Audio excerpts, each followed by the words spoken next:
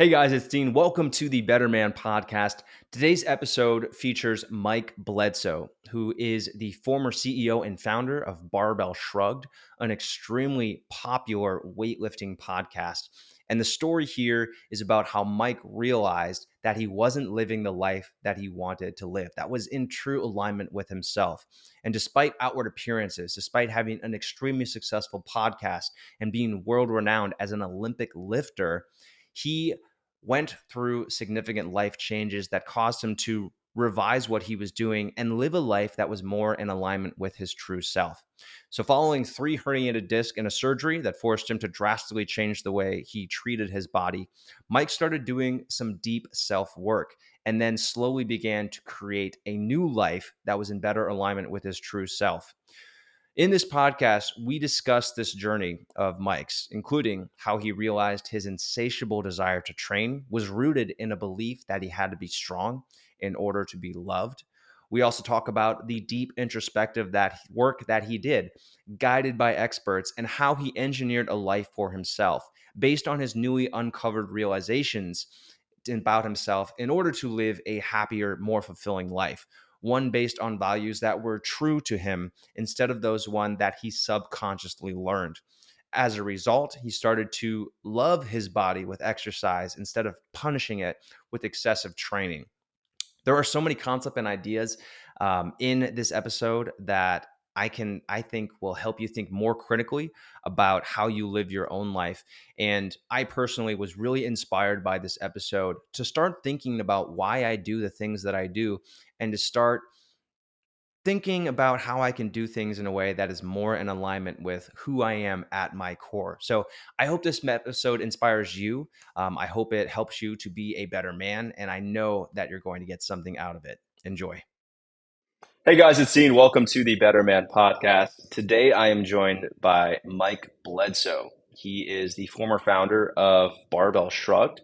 He left Barbell Shrugged back in 2018 when he realized it was no longer in alignment with his life goals, and he is now a marketing consultant in the health and wellness space. He has had a few conversations with me about Manful Yoga. He is a pretty inspirational person to me, and I'm really excited to have him on the show. So, Mike, thanks for joining me for the conversation. Thanks for having me, Dean. Yeah. So talked a little bit before we got started here today, and I had an hour-long conversation with you a few months ago. And I first met you at a health and wellness conference. This was back in your kind of I think the heyday of Barbell Shrugged, or you might have even been transitioning out at this point. But I saw you up on this stage 20 feet above everybody else. And I was like, that guy looks really, really cool sitting up there doing podcast stuff. It worked. Yeah, clearly. I mean, even just from just looking at it, I was like, this man is powerful and knowledgeable, and I must learn from him. The just being that high apparently has some effect. But anyways, so that's how I met Mike, and he has made some pretty significant transitions since then. So, you had a pretty significant injury with weight training in 2015, and that all got kind of, from what I understand, got the ball started on this whole transformational process of you realizing that you were doing things that weren't really that important to you, and now you're in the space where you're doing things that seem a lot more in alignment with what you do. I'm wondering if you can just tell us about your background with weight training, and just let us know like how big of a part of your life that was, and then what happened and how did you start to transition. Yeah. I started weight training at 15 years old. It was on my 15th birthday. And the reason I started my 15th birthday and not previous to that is because my parents wouldn't let me go to the weight room until I was 15 years old. So I would have been in 15. There earlier. Like I was like from like 13 to 15, I was studying and doing calisthenics at home. I was just a real nerd about, I think it was reading too many Batman comic books. I thought that, I hear that. I used to read a bunch of like fantasy novels, and all the books that I read where there's a hero, he's got some special ability, he's meant to take down the world. And like I took that into my workouts, like I need to be Superman, you Exactly. know? So I Exactly. get that. That makes sense. Yeah, so yeah, at heart I'm a nerd. I'm a big nerd. Like in comic books and computers and stuff in high school. I'm 41, so it was back before it was super common. But um, I started training when I was 15. I was primarily self-taught for the first few years. Um, Went into the Navy, trained a lot there. Kind of did a mix of like bodybuilding and triathlon type training, and then got to University of Memphis after the Navy and got an exercise sports science program where I discovered the sport of weightlifting, the Olympic style, and fell in love with that. So I'd been weight training for 9 years, and then I got into Olympic style lifting, and I did that and with a mix of CrossFit from 2006 until 2015. And so, What's the difference between Olympic lifting and weightlifting? well, a lot of times, the when people talk about weightlifting or weight training, they're talking about bench press, and they might be using a pec deck or doing some squats or just any weight training at all. A lot of times is what they're referring to. But Olympic style is specifically training for snatch and clean and jerk. So in that sport, you have 3 attempts to put the biggest snatch up and the biggest clean and jerk. They combine those numbers, and that's your score. So I competed in that sport for a number of years. I guess it was about 8 years, and Hmm. uh, so that sport's all about just trying to get as strong as possible. Between 2 lifts specifically. In Hmm. that time, I also competed in strongman. I was in the under 200 class in strongman. Actually went to nationals during that time. Also competed in powerlifting. And so just anything that involved lifting heavy things, Hmm. I signed up for it. I even sumo wrestled for a very short period of time. Oh wow. Yeah. That's pretty cool. You don't hear that a lot. So No. like just like give us some ideas of like numbers in terms of like how big were you, like how tall are you, how much, how big were you, and like what are some of the weights that you were lifting? Yeah, at my peak, so I'm 5'8". My peak, I was around between 195 and 200 pounds. I was deadlifting over 500 pounds for reps, squatting over 500 pounds. I could snatch around, I think it was, what was the numbers on that? Close to 300 pounds on snatch. So just taking the bar from the ground straight overhead, no stopping. Uh, I could do 300 pounds with that. Clean and jerk. I was clean and jerking. Um, Man, what was that? High 300s. So I was pretty strong. Yeah, I was nationally ranked for in the sport of weightlifting, and yeah, like I was able to deadlift the back end of a car in strongman competitions. So I was strong that's pretty by cool. yeah, by body weight, I was pretty strong. Yeah, I mean, like I'm 5'10", and like I struggle to get up. I struggled hard to get up to like 185. Hmm. So like I can only, and I'm not a competitive weightlifter, but like just to give you an idea of like how difficult it is to build that much muscle at 5'8", like it's really hard to get up to like Yeah, to 195 and I'm when you're that naturally tall. small. I come from a family of smaller frame people, so Hmm. it was a lot of grit to get there. I was not natural. I wasn't Yeah. one of those guys that like walked in and was like, "Oh, I'm pretty strong right off the bat." No, I had to Hmm. struggle my way to strength. Mm. Wow. Okay, so that's a pretty significant background with weight training. So what was the you're 15, you're sub 15, so you're doing calisthenics, you're getting ready to do weightlifting. What was the driving? What was a big reason why you wanted to do weightlifting? Do you remember like what the motivation was? I mean, really, it was just looking at the guys who were getting all the girls. The guys that Really? like I was like, "Oh, the football players, they pick up chicks and, like when I'm around those guys, they're talking about what they bench press and what they were able to squat and all this stuff. I Mm, was like, yeah, I think that I'll get girls if I can't get girls if I'm scrawny, you know? mm, And there was also a part of me that just I just wanted to be loved at the end of the day. mm, And not even just girls. It's like I wanted to be loved. I wanted to you know, being a strong man was something that was instilled as like something that would make you valuable. Uh yeah.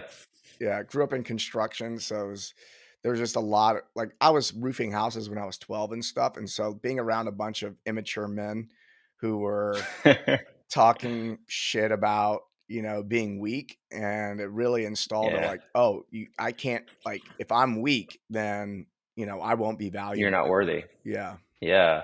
I mean, but when you're 15, you don't equate this desire to be strong with the desire to be loved, right? Like, and Right. ultimately, like if you get down to the base of like all of the things, all of the goals that you have, there is this at the very root, there is this desire to be loved. Um, so like that makes sense. That makes sense to me. I'm also just wondering. So like from maybe this is something that you can relate to, but I was a very late bloomer. Like it took, I think I was the smallest kid in my grade, like every grade that I was in. I was the fastest. Like I was fast, but I was small. I was wiry, but I was not like I wasn't big. So like I was the guy. I remember like being in middle school. I bought some dumbbells. I'd like doing bicep curls up in my bedroom with these 8 pound dumbbells and like little just exercises. Like I'm gonna get big, and I was doing them with like this goal behind it. Like I'm not going to be bullied. Like no one's gonna mess with me. Like Mhm. I'm not big, but like I'm gonna get strong. People aren't gonna mess with me.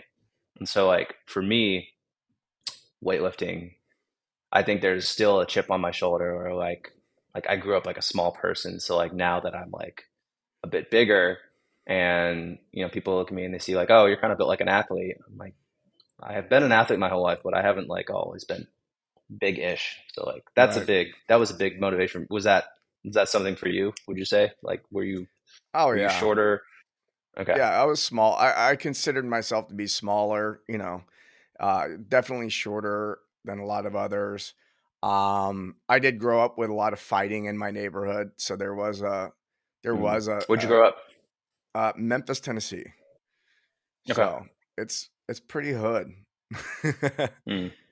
All right. um, and yeah, there was definitely. I do remember one day I got sucker punched. I was Mm. uh, totally caught by surprise and knocked out. Someone came up behind Wow. me and grabbed my hair and dropped a bomb right on my face, and I went down like a sack of potatoes. And my brother and my friend had to pull the guy off of me who was pounding the back of my head. And I Wow. got up from How old were you? that, and I was like, I had been in some fights at that point, but I had never been demolished before. And even though it was a surprise attack, I still was like, oh, I'm actually, there's like my mortality in a way, and my vulnerability as a human being really popped up in that moment. And I go, wow, I Hmm. need to step up my game. I do need to like train. I do, I got into martial arts at that time as well. And um How old were you when that happened? uh I think at that time I was maybe 13, 14. Okay. Yeah. Yeah. Carried a black half my face was black and blue for like 2 weeks. So I had a nice little Wow. reminder every day. It sank in pretty deep. Yeah. I've had a couple of those. One time I got punched at a one time I got punched like outside a bar that I worked in, and then another time I got a fight with my roommate. Um, they're not they're not they're not pretty. They're not No. black guys are not fun. So yeah, they're not. So all right, so you got the motivation for weightlifting, you kept it up, and then in 2015 you had a pretty significant injury. Yeah. Yeah, I for years everything hurt. Um In fact, I remember going into the gym and I had been there was a point in time where I was training for the sport of weightlifting, for the sport of CrossFit, and for the sport of MMA. I was training about 5 hours a day. It was way too much. Wow. Um, And and what, like, when you're feeling like that though, when you're like doing that much, like what was that, just like, was it normalized? Was it like, oh, this is just part of it and this is what it's supposed to be? Or like, why did you keep doing it? I you know, so I was homeschooled as a kid all the way through. And Hmm. so I've had this whole I think most people are like always comparing themselves to other people, but I I never like I did all my schoolwork in 3 or 4 hours in a day, and I know all my friends were at school for like 8 hours a day. And so Hmm. from the very beginning, my life was structured very differently than the average person, so I never really compare myself to other people. I'm like, "Well, other people do it like this." I go, "Well, I'm not really like other people. I don't f I don't like to follow the structures. If they're only training 2 hours a day, like, that doesn't mean anything to me. I'm gonna do it Hmm. what I think is better." And, at the time, more was better. And I did have in my head that's one of the things that attracted me to CrossFit. In fact, I did wanna be really good at multiple things. And the idea of only being good at one thing was just seemed ridiculous. I didn't wanna be just good at one thing. I wanted to be really, well-rounded. I wanted to not only be well-rounded, but I wanted to excel in a Hmm. well-rounded way. It's like, oh, I wanted people to think about Mike Bledsoe and go, "Oh, he's good at anything and everything he puts his mind to." Mm. So that was, um, I kind of normalized that. I normalized it for myself, but I was not living in a culture where, I wasn't hanging around other guys that were doing the same thing. Okay. Got it. So a lot of your identity was based on, this guy who works out 5 hours a day, super strong, that kind of. Yeah, yeah, and I was totally overtrained. I had a, Hmm. and so that was one point in my life. When I got injured, I had already dropped MMA, I had already dropped, CrossFit. I was only competing in weightlifting, but I was still putting in 3-hour training sessions 6 days a week. I Hmm. my body was talking back, all my joints hurt, and Yeah. I was preparing to go to nationals, and I one day I look in the mirror and I see, like, my body torquing really hard to one side when I got out of bed in the morning, and I go, Mm.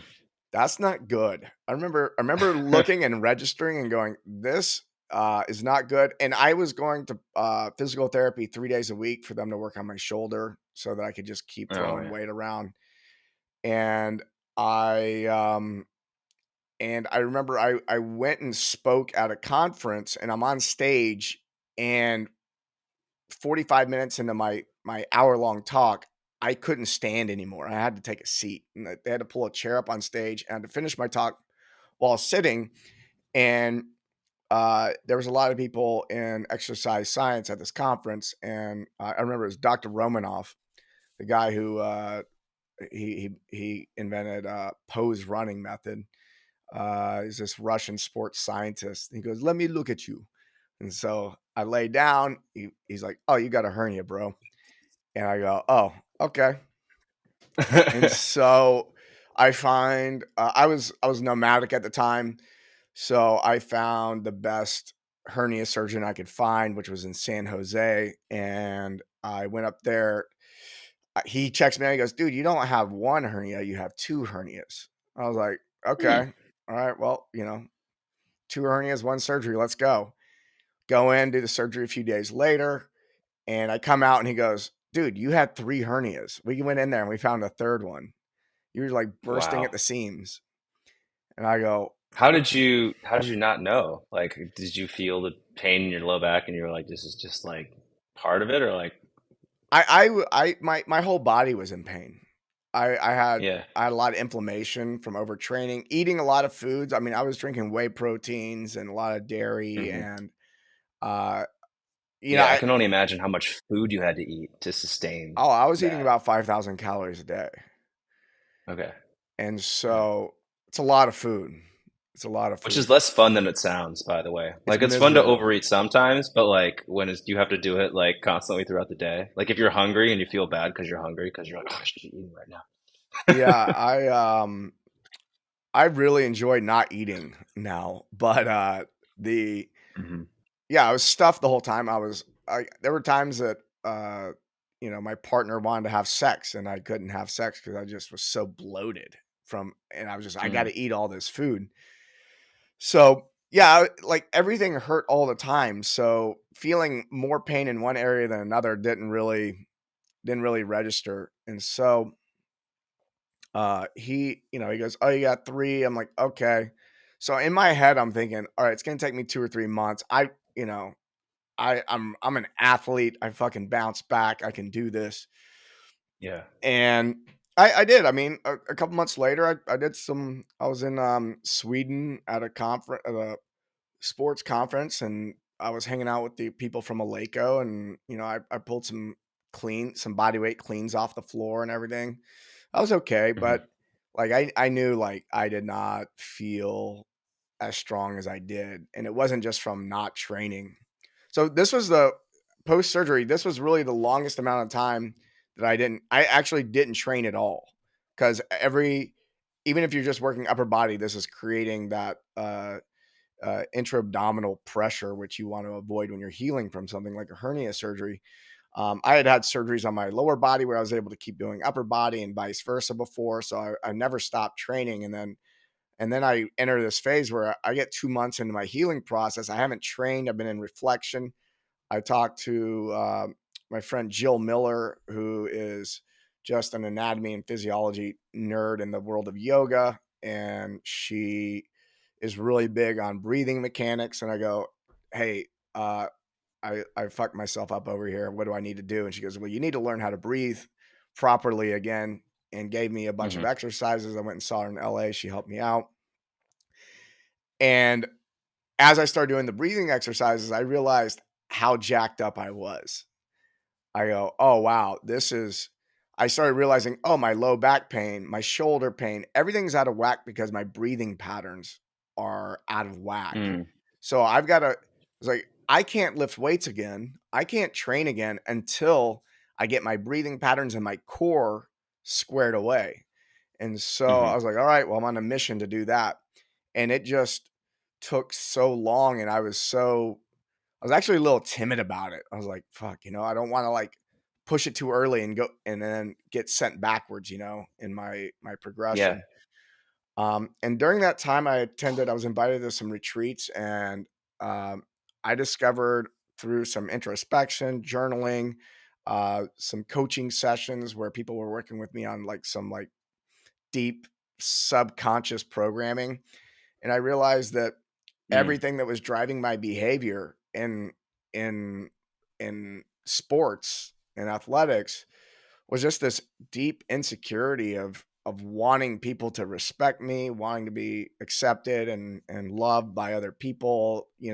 I'll be happy when I get on the podium. Everyone look Mm. at me. I'm great.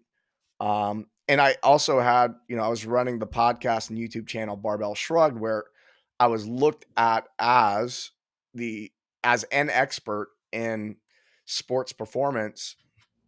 Hmm. And I I had this belief that I actually needed to be one of the best athletes on the planet for people to love me and see me as credible. I look back Hmm. on it, I go, people saw me as credible and I didn't have to compete at all. It was I Hmm. created credibility through my connections and through my words and Yeah. knowledge. And so, What was yeah, some of that deep work that you were doing? Like, can you describe that stuff that you were doing in the retreats? sure. Yeah, the first piece of work I did that caught me I would say this is the first time the stone got turned over is I went to this I had been playing around with psychedelics a bit for a couple years before this point, and I had found using things like mushrooms were incredibly useful in my ability to be a better person, to be a better Mm. listener to the people around me, be a better leader, um, to see where I was wrong and how I can make things right. So I've been playing around with these things, and I tend to be a bit intense, and so I'll go all the way down. So I made friends with all the people who are using these things for healing, and I was invited to a retreat where they weren't necessarily using any of those things, but there were coaches there that worked on subconscious programming and trauma. And I remember I just had a 20-minute coaching session with guy who's a friend of mine now, Daniel Raphael, and in 20 minutes, like, the problem I thought I had is that, I saw that my team members in my company were working too hard. They were, like, working too many hours, and they were burning themselves out. I was like, how do I teach these people not to do that to themselves?" Hmm. And he takes me through this meditation in front of 20 people, and by the end of the meditation, I'm weeping, I'm crying, and I'm realizing, oh shit, Wow. like, I'm leading by example. If I'm gonna drive myself into the ground, my team is also gonna, like, I'm setting the culture of just work harder, work more hours. And um I got that from my dad. My dad, Mm. I had this, he would talk poorly about people who were begging for money on the streets. He was a huge advocate for work hard. He was at work from sun up to sundown and beyond. And so he Hmm. really demonstrated that to me as like, oh, if you want to be loved, if you want to be successful, then that's you got to work hard. And the working smart thing never really was taught much to me. So Hmm. uh the there that was like the first thing that ever came up, and I came away crying. And it would you probably had this experience where, like, there's this internal transformation. The whole world looks different after that moment. I go, oh wow, I I could take better care of myself. I haven't been loving myself. I've been looking for love Mm. outside from these external people and experiences, and really I just get to give it to myself.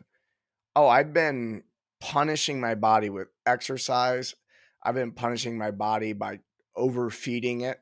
Like, I knew, I was smart enough to know that training like that and eating like that was going to shorten my lifespan. And not Hmm. only that, I was training so much that I really couldn't even be that effective with my work because I was always so tired from eating. Because if you eat all the time, you're foggy, Hmm. especially if you're eating a lot of carbs, which you got to do if you're training 3, 4, 5 hours a day. Hmm. So I I really just went back and I go, wow, I'm gonna eat super high quality food. I'm not gonna worry about Hmm. what I weigh. I'm not gonna worry about what I lift. I'm gonna really train in ways. I started doing a lot of body weight. I started doing like a lot of flow work. Hmm. Um, I had met John Wolfe at this point, who taught me a lot of Yeah. rotation. He shows up to my house in Encinitas, California, and, like, brings a set of clubs and maces and teaches me how to do rotational strength movement, which I was totally Nice. unaccustomed to. Um, I saw him at a Costco.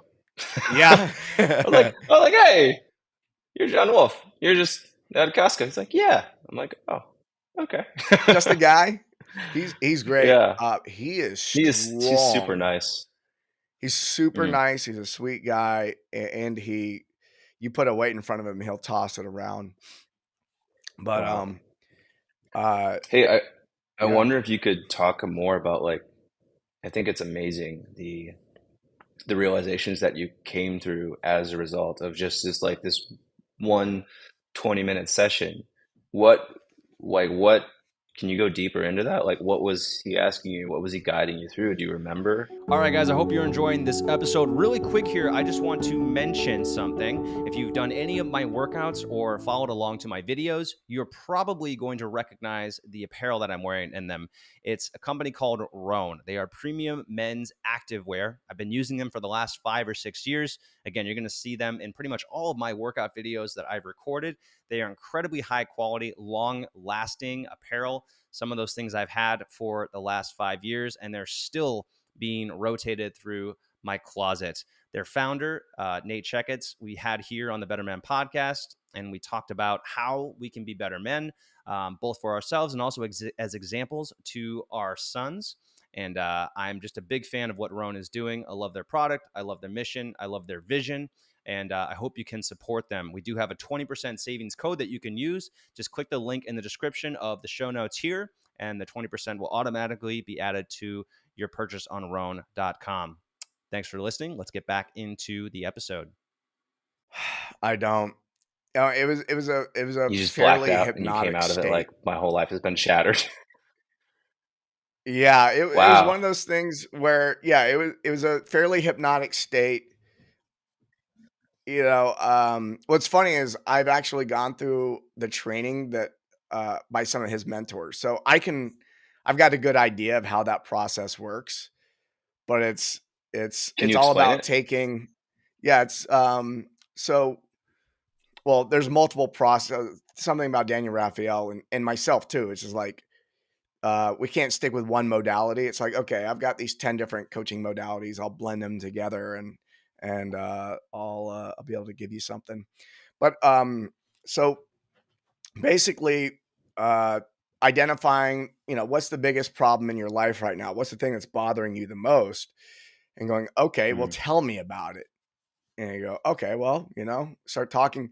And then the conversation goes, so what you do is you have someone slow down their breath, close their eyes, get into more of a meditative state, really slowing it down, and then taking that story and breaking it down and saying, okay, you were talking about this, but how do how do you do that same thing?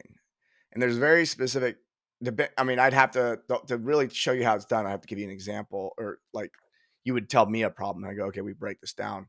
But basically saying, okay, how are you projecting your experience onto other people? Okay, how do I turn that projection into a reflection? Ah, mm, okay, where are you focusing on what's not happening versus what is happening? Because what is not happening is an illusion. What is happening is the truth. And you find that when someone's telling a story about a problem, most people, at least 70% of the stories about what didn't happen, what isn't happening, or what can't, or what they think won't happen. And you can pick it up in their mm, language. And so, uh, it in those sessions, it's all about creating more accuracy and a more accurate reporting of reality of what's happening for that person. And through that process of saying, oh, this is where you're projecting your experience onto the world, let's reflect it back. And you go, oh, I'm the one that needs to change. mm. I'm looking for all of this to change outside of myself in order for me to be happy or feel loved or whatever it is. Um, but yeah, I don't know if I answered your question. You did. Okay, You did. okay, That's awesome. That's exactly what I wanted to hear. cool. Um, Two things strike me is like this idea of external projection versus like internal, like internally what's really going on. And like I think most people know that like if you are, I don't know how to explain it really succinctly because I'm still running on minimal sleep because my newborn daughter is waking up a couple times a night and thinking is hard. But like this idea of internal versus external and you projecting things on other people when really the problem is like inside of you, that's something that is like that's a huge, that overall concept is something that I know is like really important to this whole idea of improving our mental emotional wellness. And the second thing is like developing clarity around things, right? Getting Yeah, really clear instead of just saying something vague, but actually getting really clear on whatever it is and how it pertains to you personally, rather than kind of a more general, thing. yeah, So I now I mean, I'm bookmarking this for later so that I go out and I find some subconscious programming. And um, I don't think I'm ready to publish that on a podcast publicly, but I would love to go through it myself. And yeah. um, yeah, at the same time, I'm terrified of like what will come about. I don't know what is going to like shatter my life somehow. Uh, you know, so I've done a lot of life shattering experiences. There was like a period of time where I was like addicted to having those shifts in a way where it's like, oh, Hmm. and it wasn't like the next shift will get me where I want to be. It was just so It's like riding a roller coaster. It's like, oh, I'm scared. I'm scared. I don't want to let go of this belief. I don't want to let go of this identity that I have inside of me. But I know that when I let go, it's going to be Hmm. the most exhilarating thing ever. And then it's like you let go, and then you're like flying down the roller coaster, and you got your hands in the air, and you're screaming. And so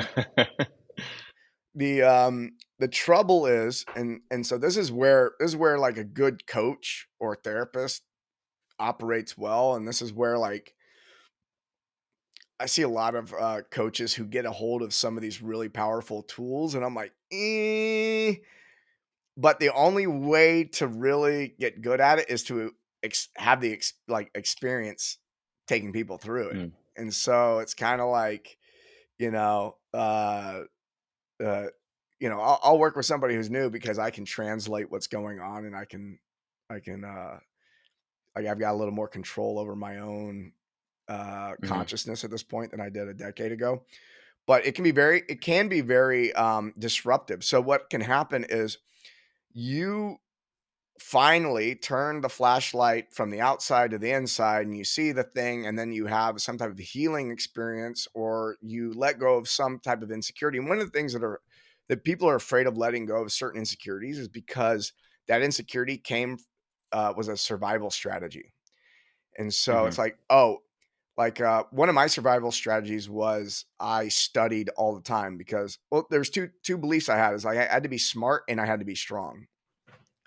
And so mhm, the ego will basically have this story of like, if I lose the insecurity of thinking that people are going to perceive me as stupid, then I actually will become stupid.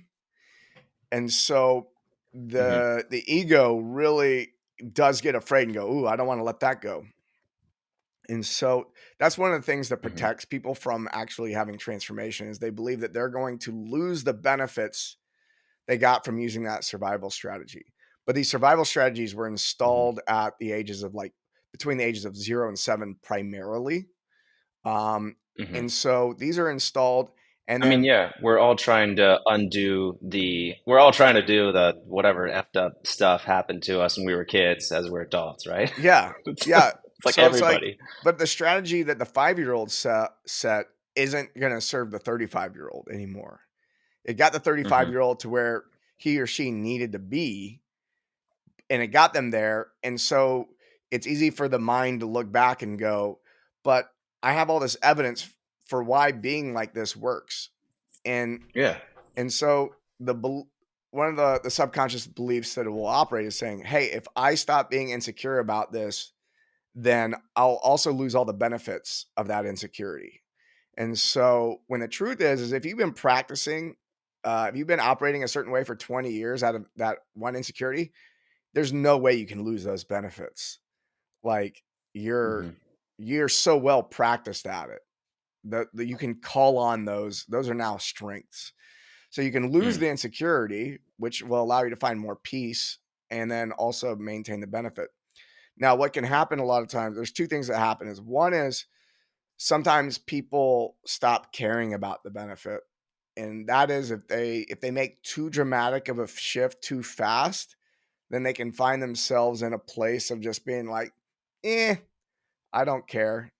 And there's like mm, people find themselves in like this hippie stage where it's like, oh, money doesn't matter anymore, or this, mhm, how I look to other people shouldn't matter, and that's their responsibility. I've got my own responsibilities.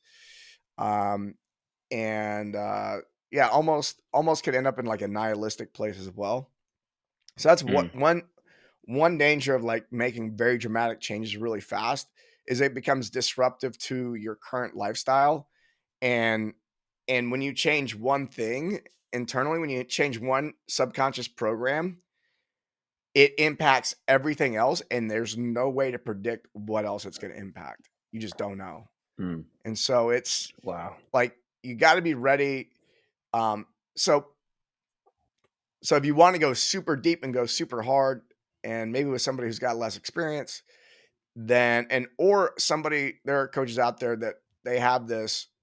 they still are working on their own self-worth and value. So they feel like they got to like hit you hard with a big bomb to make you feel like something happened so they feel valuable. And so what ends up happening is it Mm, becomes very disruptive hmm. to areas of someone's life in which they weren't trying to work on.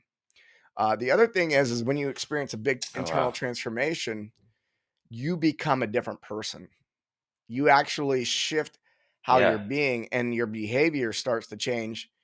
And everybody in your life, coworkers, wife, husband, parents, brothers, sisters, you have been fulfilling a very specific role in their movie your entire life. Like you have become predictable. When when Dean when Dean is put in this position, this is the kind of thing he does. And then if you change, now you break their expectation, and then Hmm. that can be disruptive to relationships as well. So yeah, you went through some pretty, dramatic changes in internal belief systems, and for me, like that's terrifying. Like the idea of me going through some sort of shifts that could potentially like make a significant change in my life, maybe a change that I don't want to experience. Like me, being married, I have two kids, I have people who depend on me, I have team members who depend on me. Like that's scary. Like, and I'm curious for you, like, how did you deal with the shifts that resulted, um, you know, as a result of that deep work that you were doing? Yeah, I definitely went through shifts, and some people around me were, it made them uncomfortable.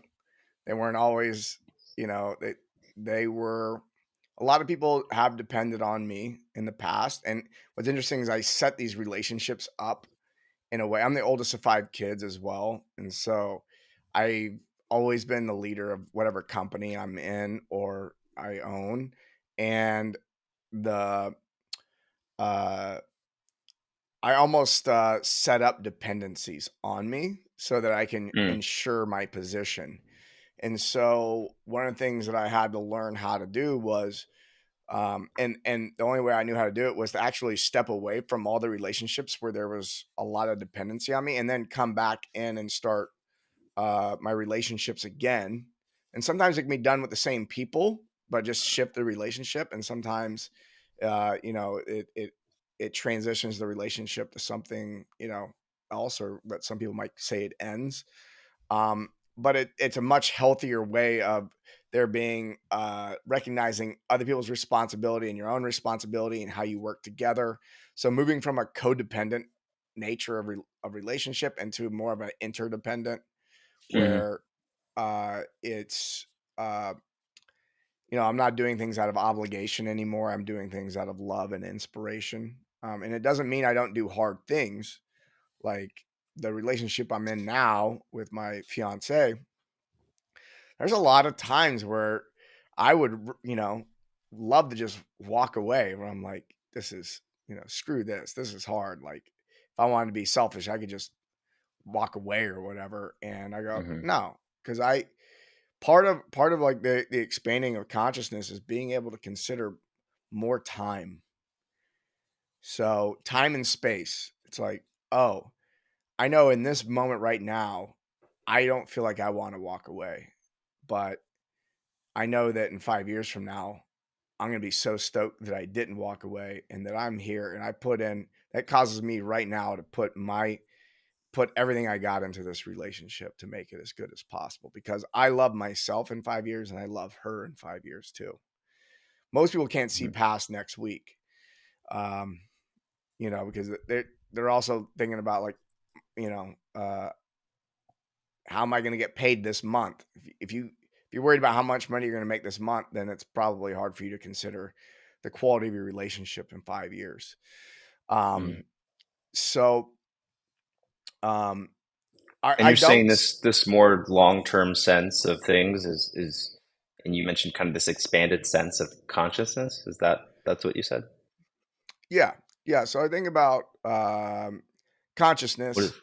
is like our own perspective and our own experience of the world when we look at consciousness is uh, is made up by defining space and time.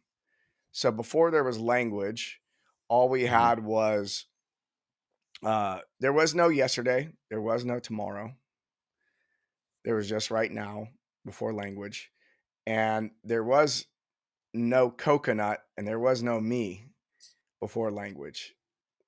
And Mhm. so the the naming of, oh, that's coconut, or the caveman grunt, like, oh, that was there.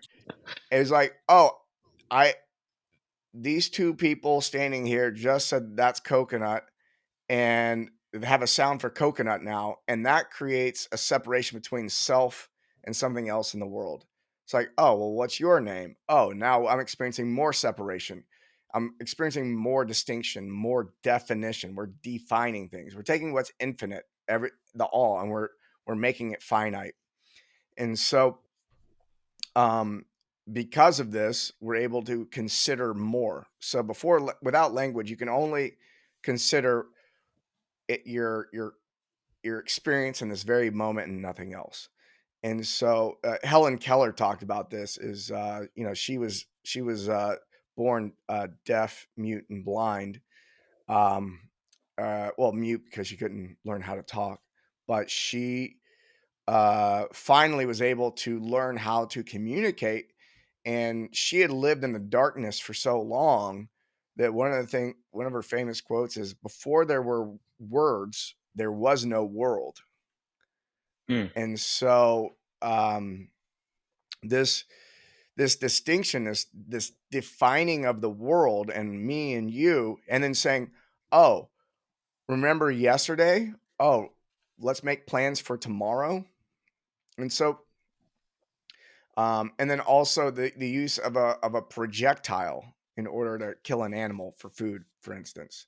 This Mhm. idea, this this ability of the human mind to project into the future. This animal's over here right now. I project that it's going to be 20 feet over here, and I'm going to release this spear, and in time, in a second, I can project this. And now we see the evolution of consciousness through the ages, and it's been primarily built on language.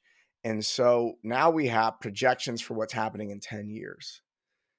Mm. It's all started with throwing a club or a spear, and now I'm projecting 10 years into the future.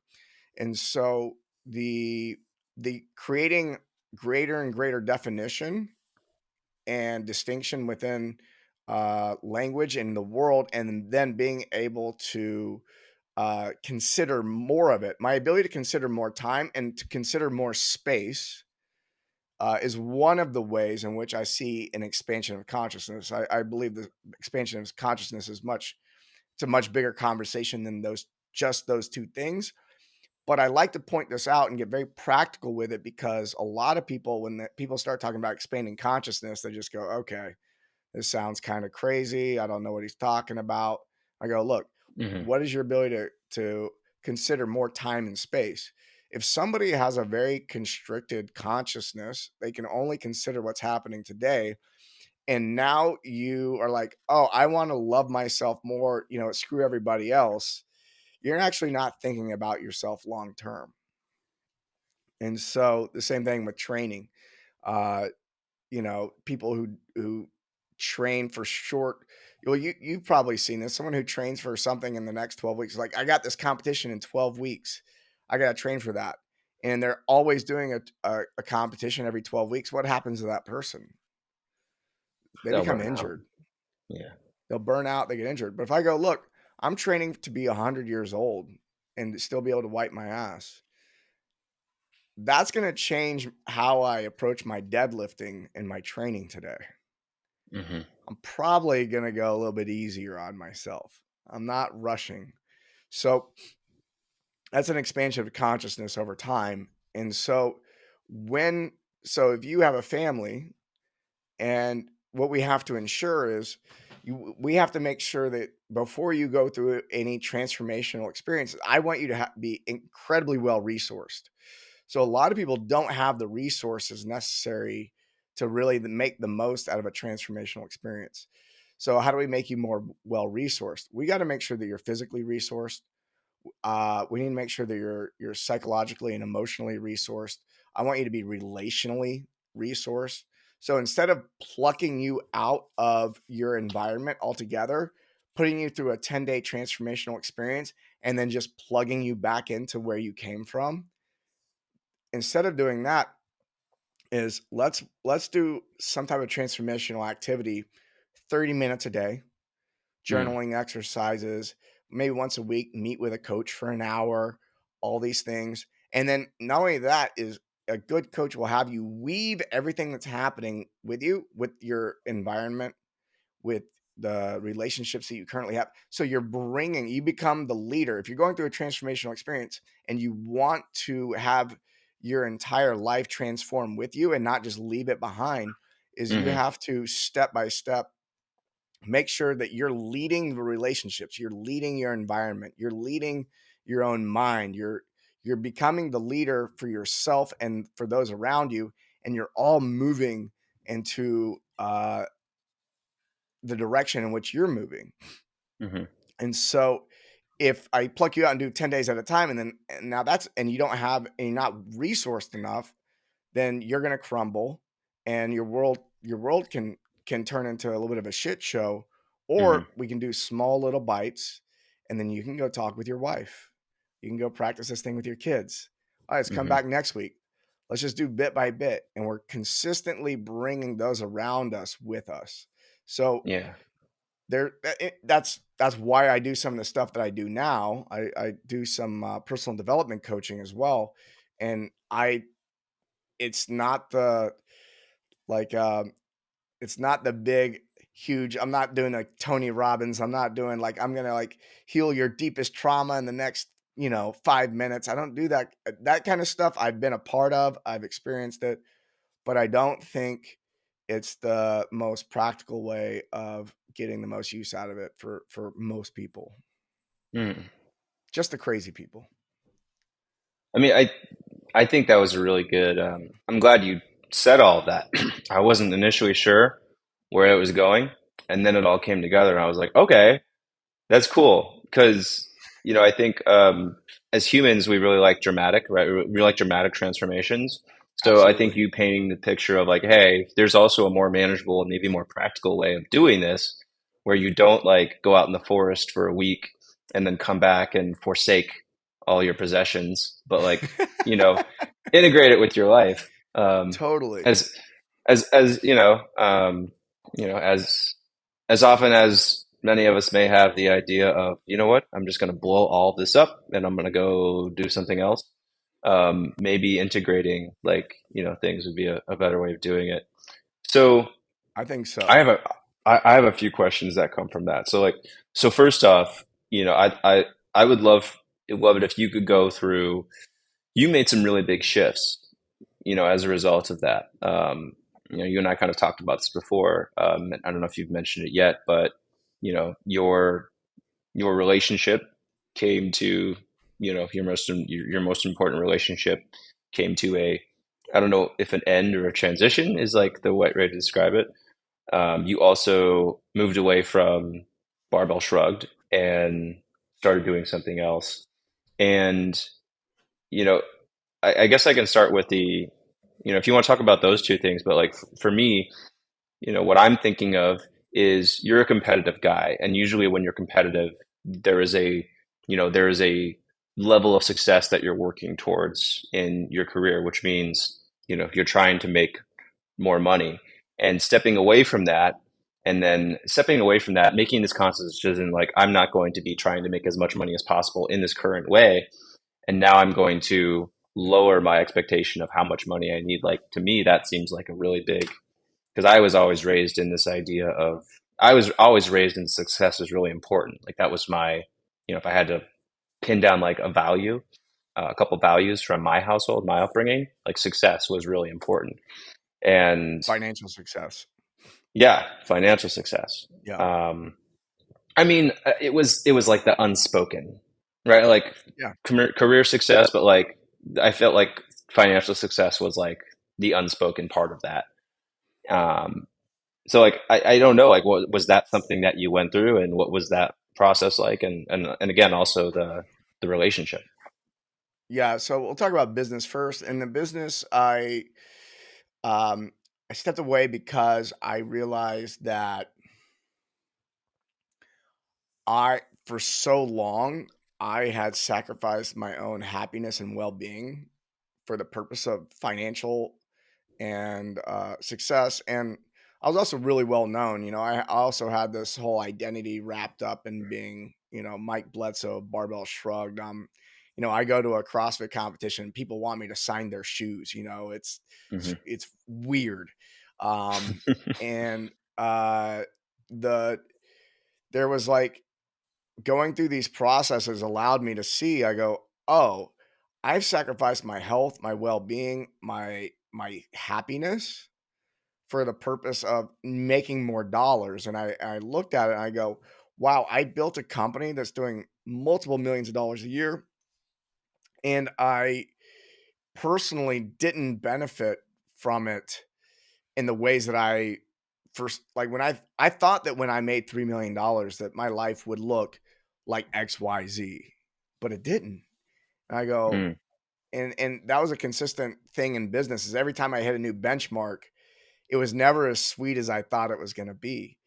And going through all these processes, I was actually able to step out and see that trend and go, oh, no matter how much money I make, I'm not going to be any happier. In fact, when I make more money, sometimes I'm even more stressed out, right? I go, Yeah, what's the fucking point of making all this money if I can't even enjoy it? And yeah. um, so I had that moment. I go, I I don't even trust myself I don't even trust myself to do anything work related uh without my ego getting in the way and doing something dumb. And so I said, you know what? I'm going to leave the company. And I actually was ready to shut the company down or sell it or whatever. I was just wanted out. And my business partner at the time talked me into, he's like, hey, just stick around for at least 1 year. We'll let you do your sabbatical thing. You just take some time off. You come back, no big deal. I still want you to be a part of it. I was like, okay. If there's just don't expect anything from me. I was like, Hmm. I'm not working. So I made a commitment to not work for a year. Well, my commitment wasn't not to work. It was to not build anything. I didn't want to like, Okay. there was, I wasn't, I was committed to acting from a place of inspiration instead of desperation. So I was always checking in with myself as, am I doing this out of inspiration or desperation? And every project that I took on and anything I created was out of inspiration, and there was no thought about how much money can this make at some point in the future. There was no thought of that. And so Hmm. I told myself, I'm not going to do anything for 1 year. I'm not going to try to build a company for a year. In fact, in a year, had a little conversation with God. I go, you know what? If I'm not supposed to be the CEO of a company and I'm not supposed to be, the head honcho running things, I'm totally cool with that. If you want me flipping burgers at McDonald's, I'll do it. Like whatever, I surrender. Right. And Mm. so I get to this place where I go, I surrender. And then I, uh, I go nomadic and I pack up, with my ex-wife. um, we get down to 2 bags and we give up our house. It was like we had a house at the beach in Encinitas, California. It was like it's just the best house ever. And we fucking leave and we start traveling. And I go, wow, I realized I'd only been traveling. I had traveled the world, but I'd only done it for business. There was always a Hmm. podcast involved. There was always a video to shoot. There was Mm. always a seminar to run. And I got to see the world, but it was always through the lens of like work. I go, you know what? Yeah. I'm going to go see all the people who I said I want to hang out with, and I'm not going to work. So I would just started flying all over the place. And I went to Europe and South America and East Coast, West Coast, and I just hung out with people and had a good time. Hmm. That lasted for 6 months. And then 6 months in, I was actually here in Austin, Texas. I was visiting a great couple, Michael and Adi Cazu. and I hop in a float tank at zero gravity. I don't think Mm-hmm. they're open anymore. And I get in the float tank, and the idea for a business comes in. I go, oh, I want to go create a business. Now I'm not thinking about making money. I was like, I'm just gonna put this together because I see that no one's doing what I'm doing, what I want to do in the market. So I do that. And then someone else asked me for help on their business. So I partner with them on their business, which is like an emotional development program. And there's another friend who's got a mindset training business. I go, oh, I'll help you with that too. I ended up spending 6 weeks in Palm Springs working on scripts and building out curriculum. Like I worked a lot, but it was Mm-hmm. all just fun. I was just having a good time, and we just like, I was just all my projects were just. I had no idea about like I didn't want it to make money. I didn't care. I was just inspired action. Mm-hmm. And I started up this 3 companies. Ended up leaving 2 of them and maintaining one. And I made more money personally than I'd ever made in that 6 months than I had in any previous year. Wow. And it was because the first 6 months I didn't make anything. There was from like January to July, there was no income. And then I was like, oh, I'll launch this program. Oh, some money came in. Cool. And then fast forward to like the next April, I'm looking at my profit loss and I go, oh shit, I just made more money. I made more money and like I was, looking at taxes and shit. I Mm-hmm. go, oh, I made more money last year than I had made in ever before. And Hmm. I didn't even try. And Wow. it was it's one of those things where like people on the outside were thinking, Mike has lost his damn mind. Yeah. He's lost his damn mind. And so I spent 5 years kind of in that space of making it easy, inspired action. But one of the things that happened was I had there's always places to grow. So like I haven't had a business partnership in 5 years because I associated that with like I don't get to do what I want to do. And just in the last few Mm-hmm. months, I've been working with a coach, and it's been revealed to me. I go, oh, it's not business partnerships I don't like. I just need to find a business partnership where I get to uh, behave in a way from inspired action. And a lot of that just comes from being a better leader. There's leadership skills I still get to develop, I get to Mm-hmm. improve on, and also setting very clear expectations about my contribution, what that's going to look like. These are things that I didn't have in my previous business. It was just like me taking on a lot of things and expectations not being met. And so like going in and going, okay, these are the expectations that I want you to have for me. This is what I want to do. And I know myself at this point well enough to where I go, oh, these are the 3 things that I do better than anybody else, as long as someone else is taking care of all these things. And then I can just go nuts there. But I would have never gotten to a place where I know exactly what that's like until without going through this whole process. Mm. Wow. That's awesome. Um, I mean, that's like, right. That's the dream that you hear about, right? Like I was making X amount of money doing something I didn't like, and then I stopped caring about the money, and then I made more money. Yeah. Um, but Yeah, and it's I've crazy had how that dips works since then, and sometimes. anytime I have a dip is usually when I care the most about making money. It's like Mm. something happens where I'm like, ooh, let's make even more. Next thing I know, everything gets hard. I'm like, come on, stop being silly. Just make it easy. Just make it Wow. easy. Have a good time. So, and then the other shift that you talked about was, 2019, you divorced, right? So like, Yeah, it sounded like I mean, she went with you on that trip. She sold the house with you. She became nomadic with you. So like, it seems like she was on board, or like, I mean, what happened? yeah, yeah.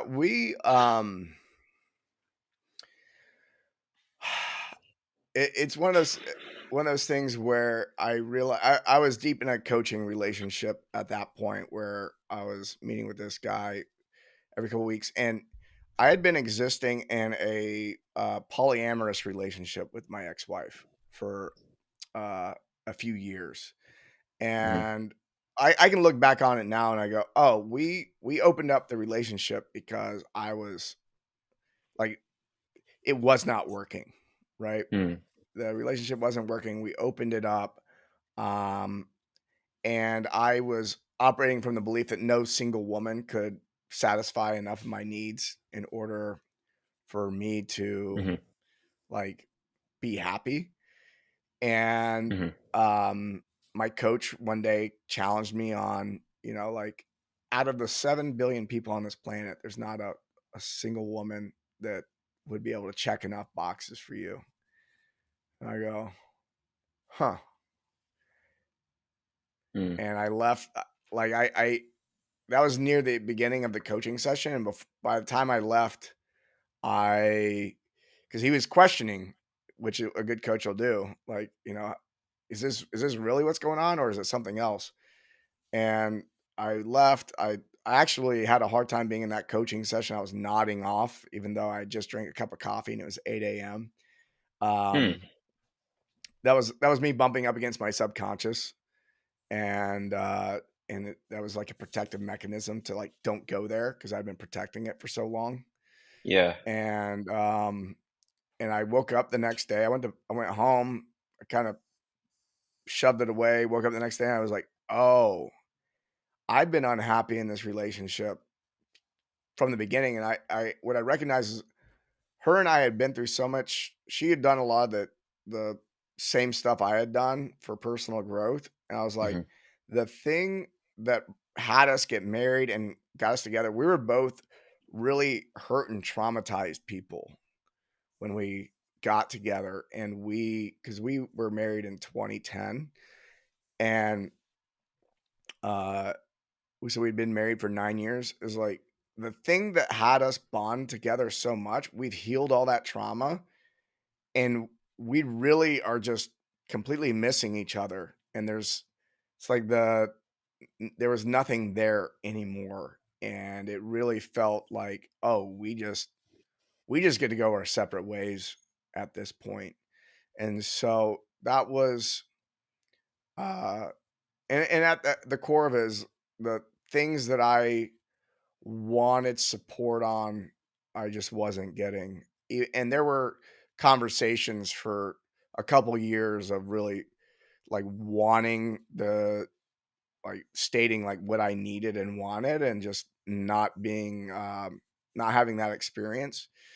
And so, yeah, there was just a point where, and we were like, I put myself in like it was a bit of a, people would regularly hit me up on Instagram and stuff asking me about my relationship and asking me for relationship advice. So the Hmm. idea of saying, "Oh, by the way, that whole thing that everyone idolized is going away." That was really tough to come out and say.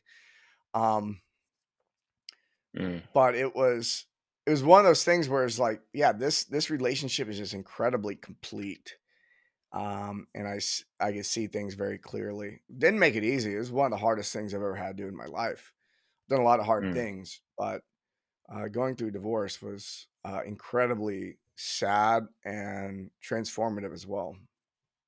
Yeah. I mean, so you've gone through all of these, you've gone through all of these changes, and they're all based on, these realizations that you came to where you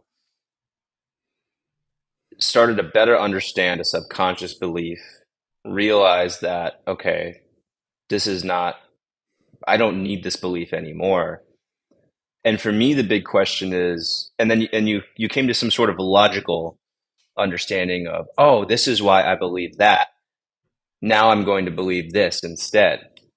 And for me, the question is, and this is something that I struggle with, is how do you start to internalize, or I think the term that you used is integrate.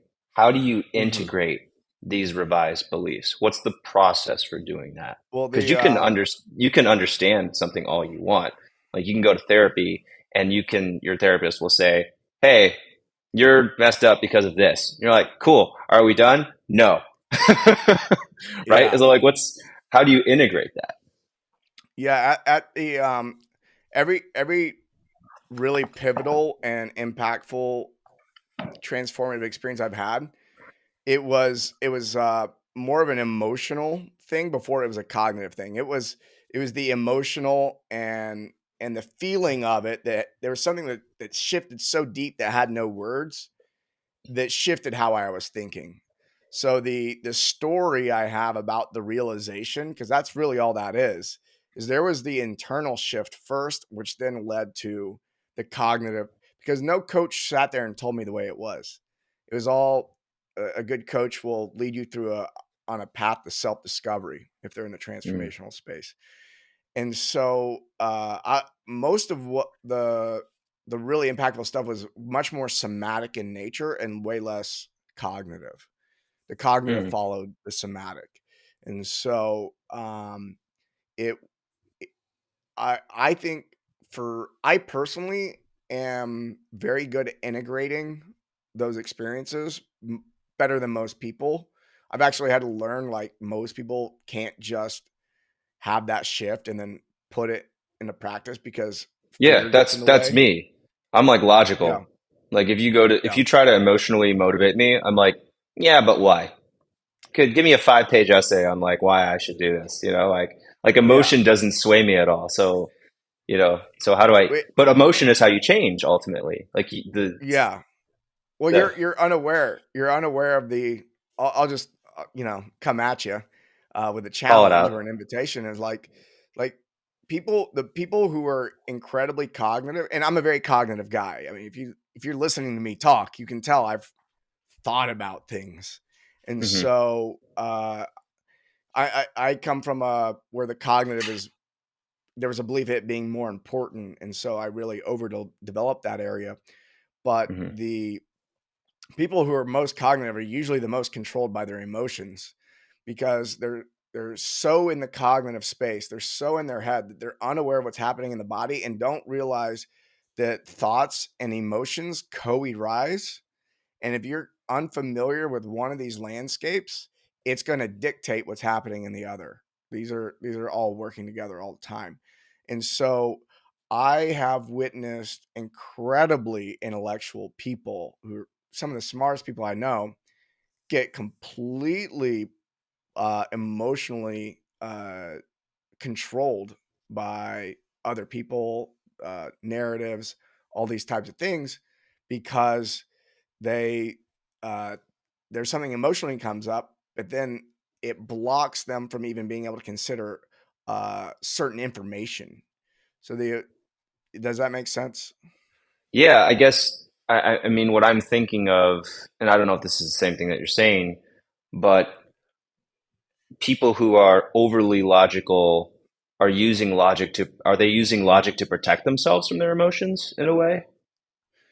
That's part of it. But also they're actually not as logical as they think they are, Mm. because they are memory is stored in the body and is accessed through emotion. And if you are limited on your emotional expression, then you're actually limiting the intellectual expression, because you don't So have we think access we're to all being memory. logical. So we think we're being logical, but really we are using logic to justify whatever emotion is, or whatever lack of emotion is happening, or the range of Yeah. emotions that is available. The you're People are hyper, they're very logical, but they're logical with limited data, Mm. because so much of the Okay. data is in the emotions. So if you don't have access, it's like, here, solve this problem, use your logic. By the way, you only get half the equation. Mm. You'll be able to. Okay. It may feel very satisfying. It'll feel like you got there, but you don't. But you don't even know that you only have half. I only gave you half the numbers, and so you're going to give me an answer. It's going to feel right, but it's not everything. Okay. Got it. So we brought this up to talk about your strategies for integrating beliefs. Hmm. Did we answer that? I don't remember if we answered that. Integrating my beliefs. Well, I try not to believe anything. To be honest, is like there's belief Okay. is like faith in something that you can't prove.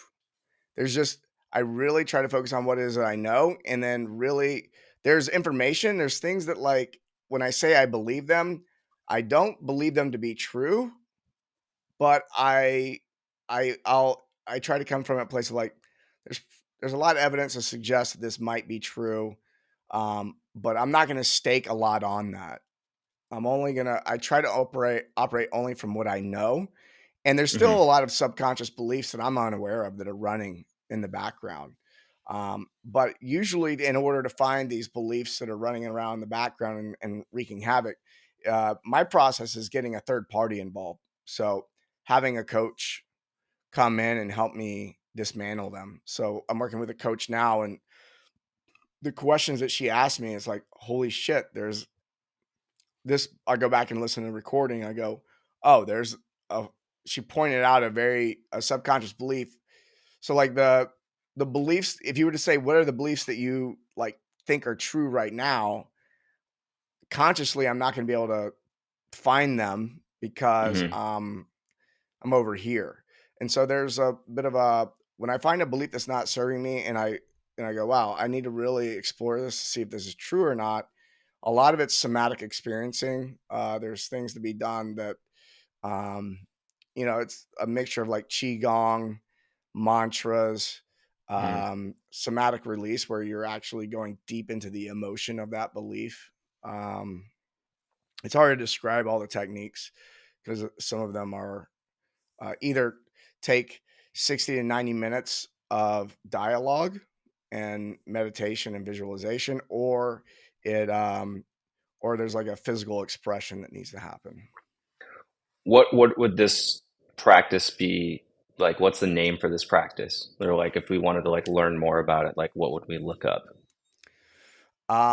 What I put together is I call it the sovereignty codes. So there, I just took all the practices I picked up over the last decade, and I pumped them into a 90-day program. You can check it out at sovereignty.codes. And Okay. yeah, I mean, I've worked with a lot of different people. I've worked with different coaches. Like what I put together is something that says, okay, let's look at what's happening psycho-emotionally. Let's look at what's happening physically. Let's look at what's happening in your relationships and what's happening in your environment. And how do we very systematically and methodically and in small digestible steps make a shift Mm. in each one where we're working in a spiral where we're slowly spiraling and speeding up the evolution of where we want to be. And it's hard to say, oh, there's this one method or whatever, but Yeah. um and that's why it's like every single day is different for 90 days. There's a lot there, but we do it in Mhm. small bits. Okay. Cool. All right. I'm excited, but trepidated as well. uh, that sounds awesome. Um, all right. I'm going back through my notes, and I think I'm ready to move on to part two and give you my give you my rapid fire questions. Cool. I think we went through a ton of information in that first part. The first part, Dean, that's 80 minutes. I'm like, yeah, that's part one. Um, but there's a lot in there. I think a lot that's really helpful for people. Yeah. All right, so part two, my rapid fire questions. What do you think is one habit, a belief, or a mindset that has helped you the most in terms of your overall happiness? Um I I don't touch my phone the first 2 hours of the day. So no electronics the first 2 hours of the day. I get in a little bit of movement. I have a journal that's just there for my morning journaling. Hmm. Um, I study like right now is I study something. that I want to get better at. So right now it's Spanish. And so there's all these things before I check email, before I check social media, before I touch anything, first 2 hours of the day is mine. And then Mm-hmm. a lot of times that even bleeds into I don't touch it for 3 or 4 hours because now I want to crack open my laptop and work on some creative project for a couple Mm-hmm. hours while I'm still in the zone because I know that when I open up email or social media or see who texted me, it's going to derail my Yeah. agenda, like what I want to accomplish. Mm-hmm. Yeah, I think that's a really good habit. Yeah, I think that's like one everyone should do. If you can't do 2 hours, at least like sometime. Yeah. Um, what is one thing that you do for your health that you think is overlooked or undervalued by others? Uh, Water quality. I drink, I drink spring water. So Spring water. Okay, yeah, yeah. I don't got it. no tap. I don't. Hmm. I don't even really like reverse osmosis that much. I will drink it, but spring water. That's what's in my jar. From a 99% glass of the bottle, time. or Yeah, I what's get it come in? glass bottles. I get mine delivered from Mountain Valley, Arkansas, Oh over yeah. there. Yeah. Okay, cool. What is the most important activity that you regularly do for your overall stress management? Um, I I'll name two. One is I do 30 minutes of stream of consciousness journaling every day, and then the other thing I do is I cold plunge 3 to 4 days a week. I get an ice bath. Between those two things, Nice. I'm pretty zen. I'm a cold plunger. I have my backyard cold plunge thing. Nice.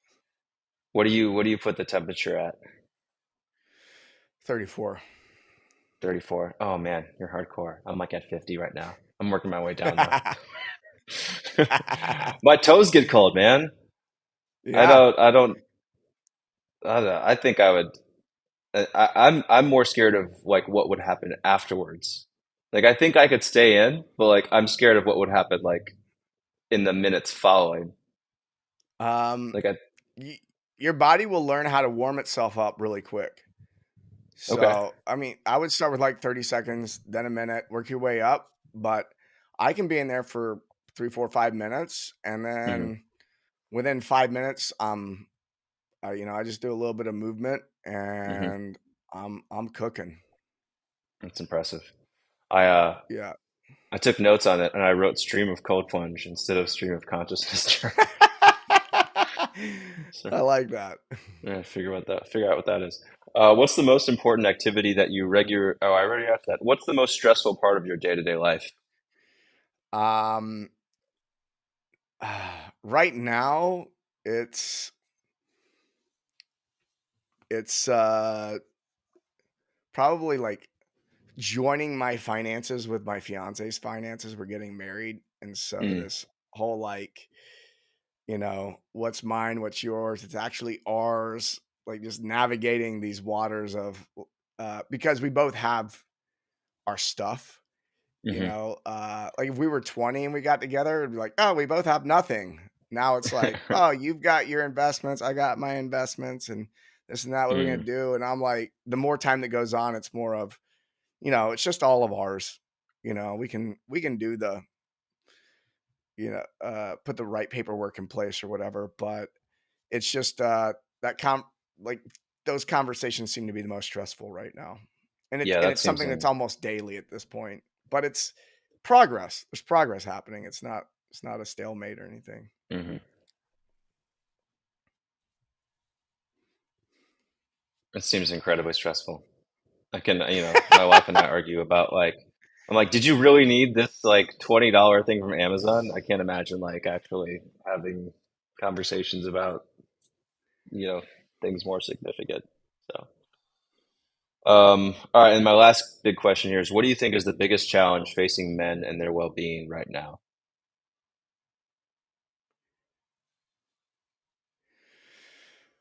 Um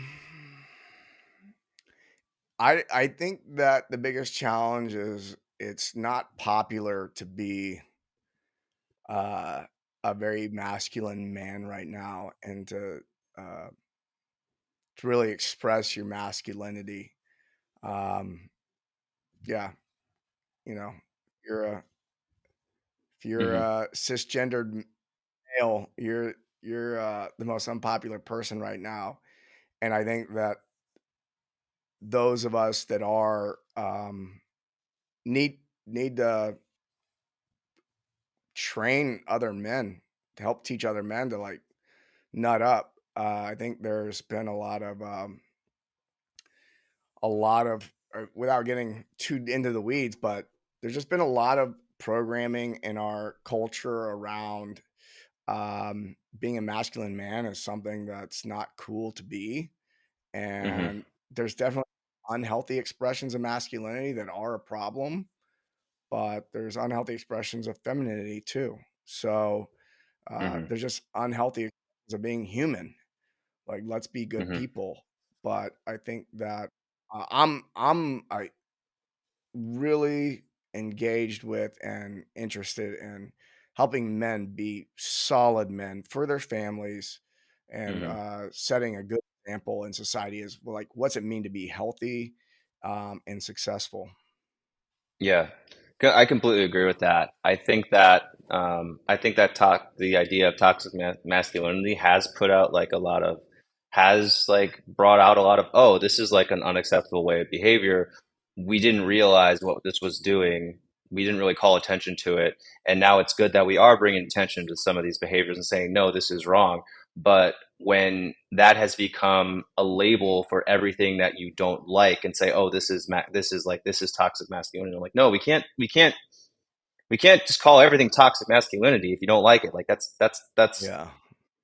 we're throwing out the baby with the bathwater here. So I think that's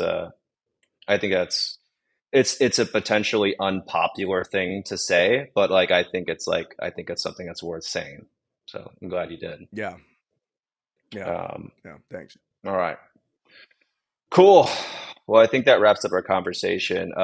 That was a really enlightening conversation. I have many more questions, but is weightlifting worth it? Like that's one thing I wrote down, and then like because I wanted to ask that: is weightlifting worth it? What would you do differently? You know, knowing I what mean, you I do now. strength train now. I lift weights all 3 days a week. I hit it hard. Yeah. Okay. I totally, dude. There's nothing. I love being strong. Kind of like going back to, I had to take a break because I didn't know how to be strong without my insecurity driving it. Now I'm Mm-hmm. strong because I love myself. I love my body. Mm, I love myself. And I want to be capable. And so whether I'm way less likely to get in any physical altercations these days than I ever have before. But like, it's good to know I can handle my shit, yeah. and uh, when I have kids, I want to be able to show them what it's like to be strong themselves. Being strong is a good thing. It is good to be strong. Nothing bad can happen from being strong. Hmm.